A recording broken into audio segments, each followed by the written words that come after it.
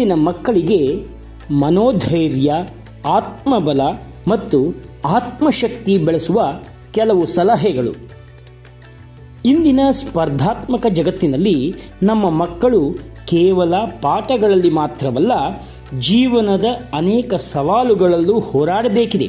ಅಂತಹ ಸಂದರ್ಭಗಳಲ್ಲಿ ಮಕ್ಕಳಿಗೆ ಬೇಕಾಗಿರುವ ಅತ್ಯಂತ ಮುಖ್ಯ ಶಕ್ತಿ ಎಂದರೆ ಮನೋಧೈರ್ಯ, ಆತ್ಮಬಲ ಮತ್ತು ಆತ್ಮಶಕ್ತಿ.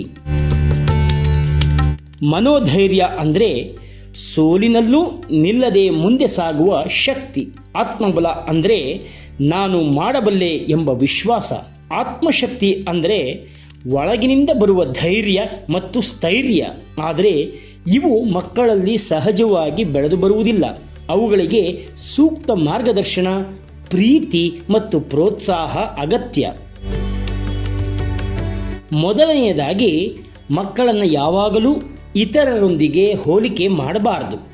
ಅವನು ಹೀಗಿದ್ದಾನೆ, ನೀನೇಕೆ ಹೀಗಿಲ್ಲ ಎಂಬ ಮಾತುಗಳು ಮಕ್ಕಳ ಆತ್ಮವಿಶ್ವಾಸವನ್ನು ಕುಗ್ಗಿಸುತ್ತವೆ. ಬದಲಾಗಿ ಅವರ ಪ್ರಯತ್ನವನ್ನು ಮೆಚ್ಚಬೇಕು. ಫಲಕ್ಕಿಂತ ಪ್ರಯತ್ನಕ್ಕೆ ಹೆಚ್ಚು ಬೆಲೆ ಕೊಡಬೇಕು.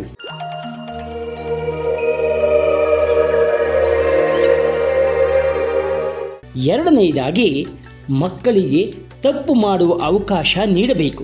ತಪ್ಪು ಮಾಡಿದಾಗ ಗದರಿಸುವುದಕ್ಕಿಂತ ಅದರಿಂದ ಏನು ಕಲಿತೆ ಎಂದು ಕೇಳಬೇಕು. ತಪ್ಪುಗಳಿಂದ ಕಲಿಯುವ ಮಕ್ಕಳೇ ಮುಂದಿನ ದಿನಗಳಲ್ಲಿ ಧೈರ್ಯಶಾಲಿಗಳಾಗಿ ಬೆಳೆಯುತ್ತಾರೆ. ಮೂರನೆಯದಾಗಿ, ಮಕ್ಕಳಿಗೆ ತಮ್ಮ ಅಭಿಪ್ರಾಯ ಹೇಳುವ ಅವಕಾಶ ಕೊಡಬೇಕು.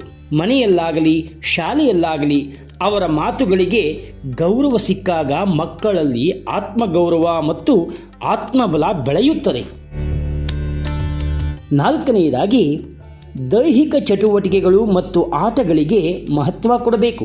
ಆಟದ ಮೈದಾನದಲ್ಲಿ ಸೋಲು ಗೆಲುವು ಎರಡನ್ನೂ ಅನುಭವಿಸಿದ ಮಗು ಜೀವನದಲ್ಲೂ ಸವಾಲುಗಳನ್ನು ಧೈರ್ಯದಿಂದ ಎದುರಿಸಲು ಕಲಿಯುತ್ತದೆ.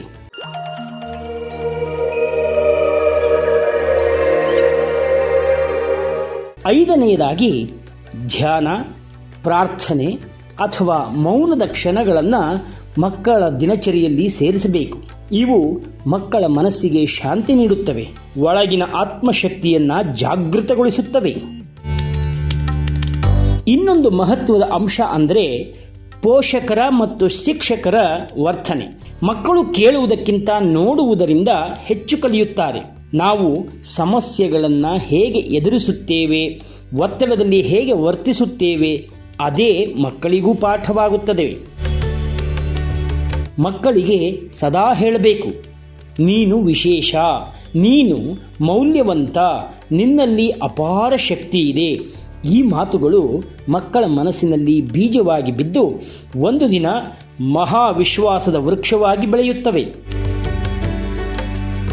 ಇಂದಿನ ಮಕ್ಕಳೇ ನಾಳೆಯ ನಾಯಕರು.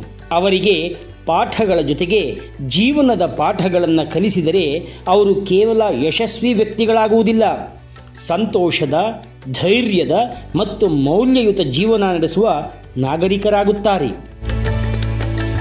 ಹೀಗಾಗಿ ಮಕ್ಕಳಲ್ಲಿ ಮನೋಧೈರ್ಯ, ಆತ್ಮಬಲ ಮತ್ತು ಆತ್ಮಶಕ್ತಿಯನ್ನು ಬೆಳೆಸೋಣ. ಅವರ ಭವಿಷ್ಯವನ್ನು ಬೆಳಗಿಸೋಣ. ಏಕೆಂದರೆ ಬಲಿಷ್ಠ ಮನಸ್ಸುಳ್ಳ ಮಗು ಯಾವುದೇ ಪರಿಸ್ಥಿತಿಯನ್ನು ಜಯಿಸಬಲ್ಲದು. ಪೋಷಕರೇ, ಶಿಕ್ಷಕರೇ, ನೀವು ನಮ್ಮ ವಿಶ್ವಂ ಮೀಡಿಯಾವನ್ನು ಸಬ್ಸ್ಕ್ರೈಬ್ ಮಾಡಿ, ಪಕ್ಕದಲ್ಲೇ ಇರೋ ಬೆಲ್ ಬಟನ್ನನ್ನು ಒತ್ತಿ, ನಮ್ಮ ವಿಡಿಯೋಗಳನ್ನು ಲೈಕ್ ಮಾಡಿ, ಹಾಗೆ ನಿಮ್ಮ ಆತ್ಮೀಯರಿಗೆ ಶೇರ್ ಮಾಡಿ.